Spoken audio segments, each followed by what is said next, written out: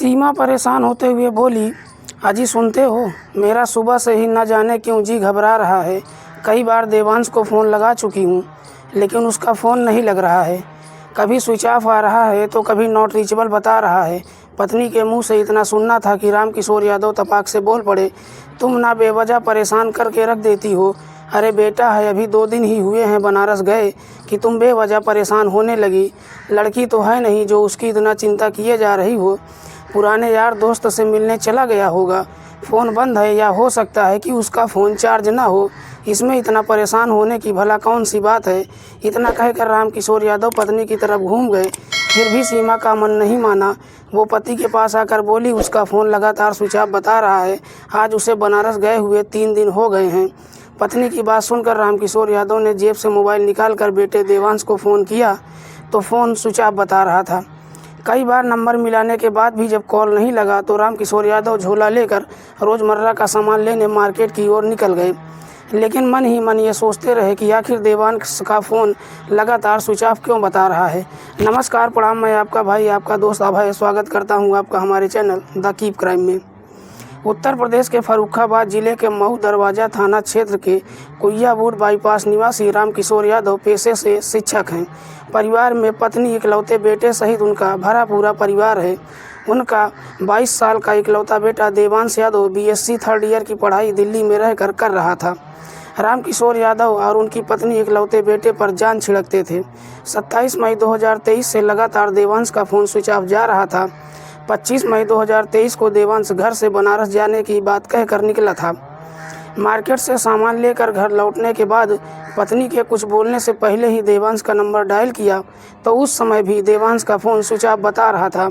तभी उनके मन में देवांश के दोस्त श्रीवत्स का ख्याल आया। फिर उन्होंने श्रीवत्स से संपर्क किया तो पता चला श्रीवत्स से देवांश की बात 26 मई की शाम को हुई थी। तो उसने बताया था कि वो बनारस के 80 क्षेत्र के पैराडाइज होटल में कमरा लेकर ठहरा है। 27 मई को श्रीवत्स ने फिर फ़ोन किया तो देवांश का फ़ोन स्विच ऑफ था। श्रीवत्स ने होटल के रिसेप्शन पर फ़ोन किया तो पता चला देवांश अपने कमरे में नहीं है। इसके बाद श्रीवत्स ने देवांश की परिचित BHU की छात्रा अनुष्का तिवारी को फ़ोन किया तो अनुष्का ने बताया कि देवांश से उसकी लड़ाई हुई थी, इसलिए वो देवांश के बारे में नहीं जानती। बेटे के बारे में इतनी जानकारी पाने के बाद पति पत्नी के मन में तरह तरह की आशंकाएं होने लगी। बहरहाल इसके बाद भी जब देवांश की कोई जानकारी नहीं मिली तो वो और उनकी पत्नी 29 मई को बनारस आ गए। बनारस आने के बाद वो पैराडाइज होटल जहां देवांश ठहरा था वहां गए, लेकिन उधर भी कोई जानकारी नहीं मिलने पर वो दोनों पति पत्नी भेलूपुर थाने में उसकी गुमशुदगी की रिपोर्ट दर्ज करवा दी। लेकिन पुलिस ने कोई कार्रवाई करने के बाद उनकी तहरीर लेकर रख ली। रामकिशोर और उनकी पत्नी बेटे को खोजने के लिए बनारस के गली मोहल्ले से लेकर होटलों की खाक छानते रहे कि कहीं बेटे के बारे में कोई खोज खबर मिल जाए। लेकिन जब कोई जानकारी नहीं मिली तो वो पत्नी को लेकर कानपुर चले गए, जहां देवांश की परिचित छात्रा अनुष्का तिवारी का घर था। कानपुर में उनको कोई जानकारी तो नहीं मिली, बल्कि अनुष्का के घर वालों से रामकिशोर और उनकी पत्नी को फटकार जरूर मिल गई। परेशान रामकिशोर फिर से बनारस आकर भेलूपुर थाने के HSO से मिले। उन्होंने आरोप लगाया कि अनुष्का के घर वालों ने ही देवांश की हत्या करके उसकी लाश को कहीं गायब कर दिया है। रामकिशोर की तहरीर पर पुलिस ने कानपुर की रहने वाली और BHU की छात्रा अनुष्का तिवारी, उसके पिता और उसके चाचा पर रिपोर्ट दर्ज कर लिया। मुकदमा दर्ज होने के बाद भी देवांश की कोई जानकारी न मिलने पर रामकिशोर और उनकी पत्नी काफ़ी परेशान थे। मामले की विवेचना में लगे चौकी इंचार्ज देवांश का पता लगाने के लिए उस होटल में गए जहां देवांश ठहरा हुआ था। उन्होंने देवांश के दोस्त से भी पूछताछ की, लेकिन कोई सफलता नहीं मिली। ये गुत्थी सुलझने के बाद और ज़्यादा उलझती जा रही थी। पुलिस को अनुष्का पर ही शक हो रहा था। पुलिस द्वारा जुटाए गए सबूतों के आधार पर अनुष्का संदेह के घेरे में आ गई। पुलिस ने बिना देरी किए अनुष्का को हिरासत में लिया और उससे पूछताछ के बाद जौनपुर के गोला बाजार निवासी राहुल सेठ और शादाब आलम को भी गिरफ्तार कर लिया। तीनों से पूछताछ करने के बाद पता चला कि देवांश यादव की हत्या कर दी गई है। देवांश की हत्या की जो वजह सामने आई वो प्रेम त्रिकोण की एक सनसनीखेज कहानी निकली। देवांश यादव और अनुष्का तिवारी ने कानपुर के एक स्कूल में कक्षा 6 से 9 तक एक साथ पढ़ाई की थी, जिससे दोनों एक दूसरे से प्यार करने लगे थे। खुशमिजाज किस्म का देवांश अनुष्का पर जान छिड़कता था। वो पढ़ लिख कर कुछ बनने की तमन्ना पाले आगे की पढ़ाई करने के लिए दिल्ली आ गया तो अनुष्का ने बनारस के BHU में दाखिला ले लिया। दोनों ने ही अलग अलग शहरों की राह पकड़ ली थी, लेकिन एक दूसरे को दिलो जान से चाहते थे। फुर्सत मिलने पर दोनों काफ़ी देर तक वीडियो कॉल करके एक दूसरे का दीदार करने के साथ भविष्य की कल्पनाओं में खो जाया करते थे। देवांश जहां अपने प्यार के प्रति काफ़ी गंभीर और पूरे विश्वास में जी रहा था, वहीं अनुष्का बनारस आने के बाद से बदलने लगी थी। इस बदलाव का कारण भी कोई और नहीं बल्कि राहुल सेठ का साथ था, जिससे दोस्ती बढ़ने के बाद अनुष्का देवांश को नज़रअंदाज करने लगी थी। राहुल भी बनारस के बीएचयू में पढ़ाई कर रहा था। अब अक्सर जब देवांश अनुष्का से बात करना चाहता था तो वो कोई न कोई बहाना बनाकर टाल देती थी या देवांश का फ़ोन ही नहीं रिसीव करती थी। अनुष्का के अंदर आए अचानक इस बदलाव से देवांश मन ही मन परेशान होने लगा। उसे कुछ समझ में नहीं आ रहा था कि आखिर अनुष्का के अंदर अचानक ये परिवर्तन कैसे आ गया। समय बीतने के साथ अनुष्का के अंदर पहले से काफ़ी कुछ बदलाव आ गया था। अपने प्यार के अंदर अचानक से आए इस बदलाव को देखकर राहुल देवांश मन ही मन काफ़ी परेशान रहने लगा था। मई महीनों में कुछ दिनों की छुट्टी लेकर वो दिल्ली से अपने घर फर्रुखाबाद गया था। कुछ दिन घर पर रुकने के बाद वो 25 मई 2023 को बनारस घूमने की बात कहकर बनारस आ गया। बनारस आने के बाद वो 80 क्षेत्र के पैराडाइज होटल में एक कमरा बुक कर लिया था। राहुल और शादाब ने पूछताछ में बताया कि देवांश यादव अनुष्का से ज़बरदस्ती मिलना चाहता था और उसे काफ़ी परेशान करने लगा था, जिसके कारण अनुष्का काफ़ी परेशान चल रही थी। देवांश की हरकतों से परेशान होकर तीनों ने देवांश की हत्या की योजना बनाई।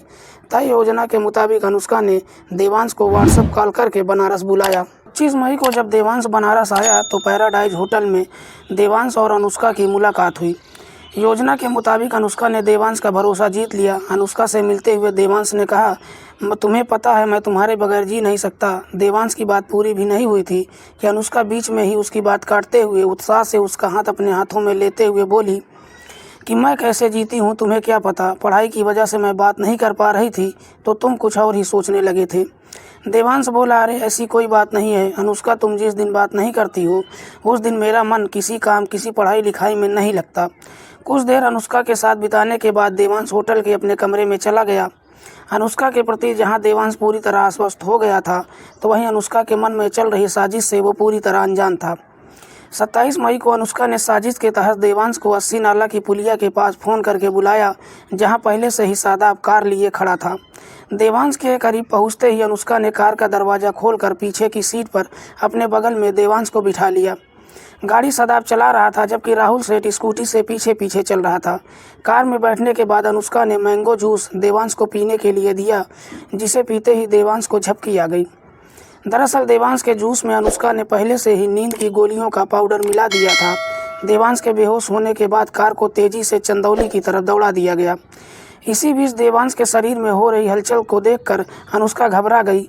एक सुनसान जगह देखकर शादाब ने गाड़ी रोकी और अनुष्का के साथ मिलकर सड़क के किनारे देवांश को पटक दिया। तभी राहुल ने पेचकस से देवांश के गले और सीने में ताबड़तोड़ वार करके उसकी हत्या कर दी और उसकी लाश को फेंक कर वहाँ से निकल गए। देवांश को मौत की नींद सुलाने के बाद दोनों ने उसकी मोबाइल को बिहार जा रहे एक ट्रक पर फेंक दिया और वापस बनारस आ गए। देवांश की लाश को जिस स्थान पर फेंका गया था वो चंदौली जिले के सिंहताली पुलिया के पास था। उधर एक युवक की लाश मिलने की जानकारी होने पर चंदौली पुलिस भी छानबीन कर रही थी, लेकिन बनारस के भेलूपुर थाना क्षेत्र में इस प्रेम तिकोड़ हत्याकांड का खुलासा करते हुए प्रेमिका सहित तीनों आरोपियों को गिरफ्तार कर लिया। अभियुक्तों की निशानदेही पर पुलिस ने कत्ल में इस्तेमाल स्कूटी, पेचकस, देवांश के कपड़े भी बरामद कर लिया। पुलिस ने हत्या आरोपी राहुल सेठ, शादाब आलम और अनुष्का तिवारी को कोर्ट में पेश करके गंभीर धाराओं में जेल भेज दिया। दोस्तों, आज की कहानी सुनाने का उद्देश्य किसी को परेशान करना नहीं है, किसी की भावनाओं को आहत करना नहीं है। हमारा उद्देश्य समाज में हो रहे अपराध के प्रति आपको जागरूक करके समाज को अपराध के प्रति जागरूक करना है। दोस्तों, जैसा कि मैंने पहले ही बताया था कि मैं पेशे से एक ड्राइवर था और यूट्यूब की दुनिया में अभी नया आया हूँ। दोस्तों, मेरी पिछली कुछ वीडियो को आप लोगों ने कुछ प्यार दिया और मेरी कुछ वीडियो में कुछ लोगों ने कमेंट किया था, जिनके नाम मैं लेना चाहूँगा। कल्पना द्विवेदी जी हैं इलाहाबाद से, अमन द्विवेदी जी हैं सुल्तानपुर से, अंकित जी कहते हैं कि गुड जॉब, दिलीप छेत्री जी कहते हैं सैल्यूट सर है आपको, तो दिलीप जी सैल्यूट आपको है, धन्यवाद। इमरान खान जी लिखते हैं कि मुंह से सुपारी निकाल कर सुनाया करो भाई। तो इमरान भाई, मैं सुपारी खाता ही नहीं हूँ और आपसे भी रिक्वेस्ट करूँगा कि आप भी सुपारी मत खाइए। इसके बाद एक यूज़र हैं जिन्होंने फेसबुक पर अपनी आईडी लिखा है बागेश्वर धाम।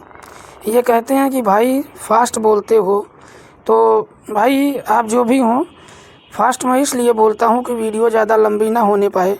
शरीफ अंसारी जी लिखते हैं कि बहुत दुख भरी कहानी है।